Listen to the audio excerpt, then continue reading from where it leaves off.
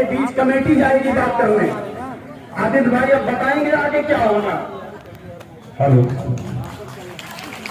जो 2-4 महीने हमारी मांगे पूरी हो, हमारी मांगे पूरी हो।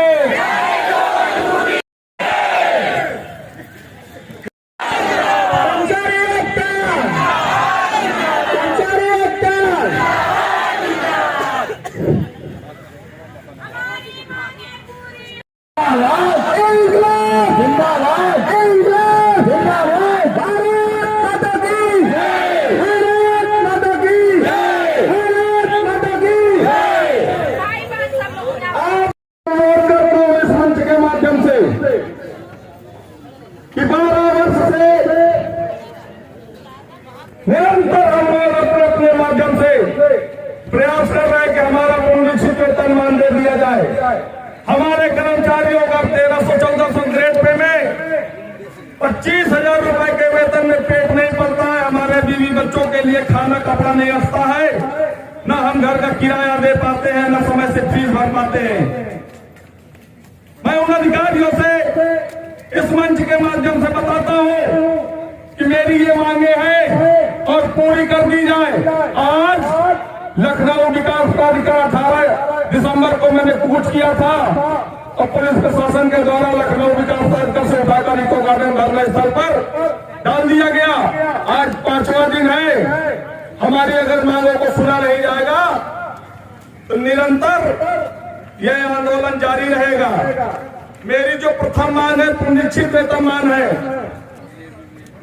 दूसरी मांग, मैं उन परिवार के लिए घर में चिराग जलाने का कार्य कर रहा हूं और आपके अंदर भी अगर इंसानियत हो तो मृतासित का आदेश लागू कर दीजिए।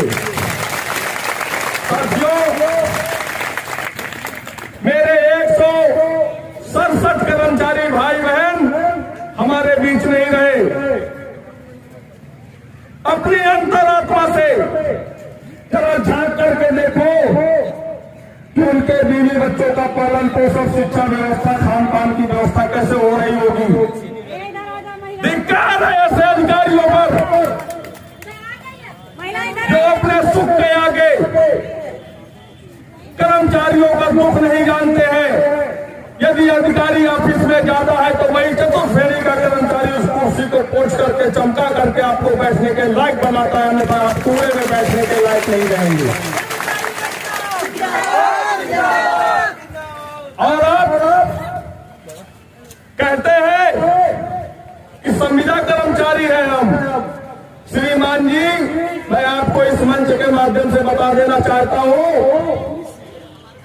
कहीं भी ऑल इंडिया में चतुर्थ श्रेणी की भर्ती, संविदा कर्मचारियों की भर्ती पे ग्रेड पर नहीं होती है। हम प्योर गवर्नमेंट कर्मचारी है साथियों। हम लोगों को भ्रमित किया जाता है शासन के स्तर से, मीडिया को बताया जाता है उच्च अधिकारियों के द्वारा। उनको बेचारों को क्या पता होता है कि ये संविदा है या सरकारी कर्मचारी है। मैं आज उनको भी बताना चाहता हूँ इस मंच के माध्यम से कि हम लोग प्योर गवर्नमेंट कर्मचारी है, लेकिन शासन में बैठे उच्च अधिकारियों के द्वारा हम लोगों का ध्यान नहीं दिया जा रहा है।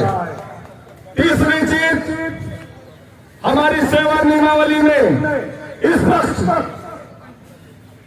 2 साल की परीक्षा पर हम लोगों की नियुक्ति हुई, अन्यथा की स्थिति में वो स्वतः स्थायी मान लिए जाएंगे।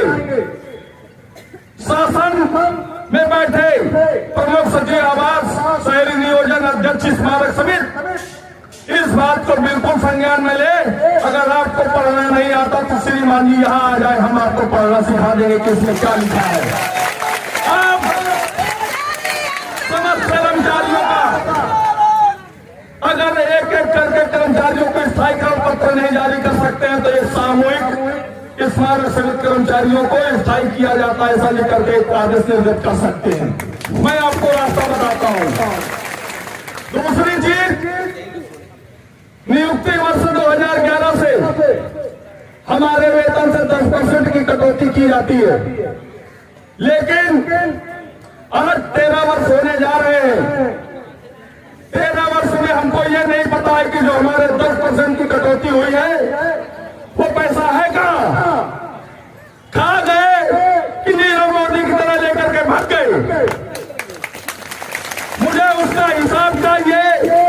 ठीक उसी तरह गबन नहीं होना चाहिए जैसे पिछले 1 साल पहले एनडीए सचिव महोदय जी के द्वारा जब FIR दर्ज कराई गई, 10 करोड़ 75 लाख रुपए का गबन हुआ और बैंक ने भी आपको उस शर्त में चेक दिया कि यदि बैंक दोषी पाई जाएगी तो 10 करोड़ रुपए का भुगतान करेंगे हम।